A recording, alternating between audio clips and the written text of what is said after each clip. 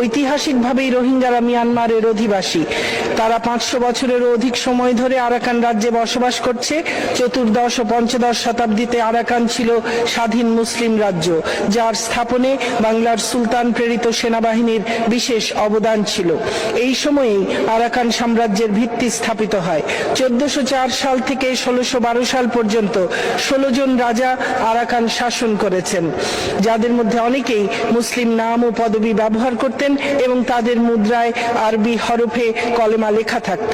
ওই সময়ে Francis Buchanan Hamilton তার 1799 সালের প্রবন্ধ এ comprehensive vocabulary of some of the languages spoken in the Burma empire, এই প্রবন্ধে বলেছিলেন, রোহিঙ্গা শব্দটি তিনি ব্যবহার করেছিলেন এই প্রবন্ধে এবং লিখেছিলেন, এরা দীর্ঘকাল যাবৎ আরাকানে স্থায়ীভাবে বসবাস করছে।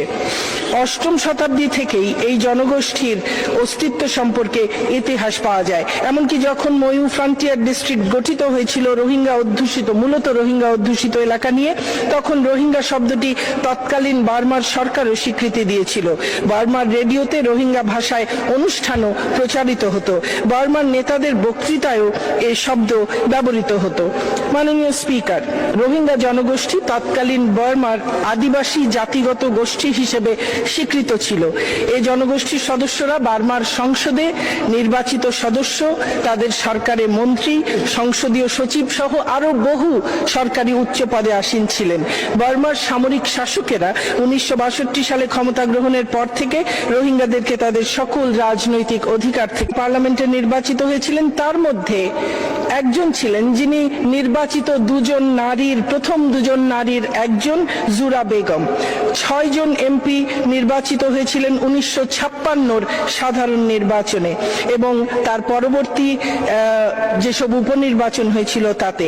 সুলতান মাহমুদ একজন রোহিঙ্গা রাজনীতিবিদ, তিনি তাদের বার্মার সরকারের স্বাস্থ্যমন্ত্রী নির্বাচিত হয়েছিলেন, স্বাস্থ্যমন্ত্রী হিসেবে দায়িত্ব পালন করেছেন। মাননীয় স্পিকার, 1982 সালের যে বার্মার নাগরিকত্ব আইন, তা দিয়ে রোহিঙ্গাদেরকে তাদের নাগরিকত্বের সকল অধিকার থেকে বঞ্চিত করা হয়। বার্মার ইলেকশন যে নির্বাচন হয়েছিল, সাধারণ নির্বাচন 1990-এ, সেখানে রোহিঙ্গাদের নেতৃত্বাধীন national Democratic party for human rights তারা 4টি আসনে জয়লাভ করেছিল এবং 4 জন সেই এমপি ছিলেন শামসুল আনোয়ারুল হক, চিটলুইন ইব্রাহিম, ফজল আহমেদ এবং নূর আহমেদ। আমরা মনে করতে পারি যে সেই নির্বাচনেই কিন্তু ন্যাশনাল লিগ ফর ডেমোক্রেসি, যেটি অং সান সুচির নেতৃত্বাধীন দল, সেই দল নির্বাচনে জয়ী হলেও তাকে ক্ষমতায় বসতে দেওয়া হয়নি, বরং দীর্ঘদিন তাকে গৃহ অভ্যন্তরে গ্রেফতার করে রাখা হয়েছিল। ঐতিহাসিকভাবেই রোহিঙ্গা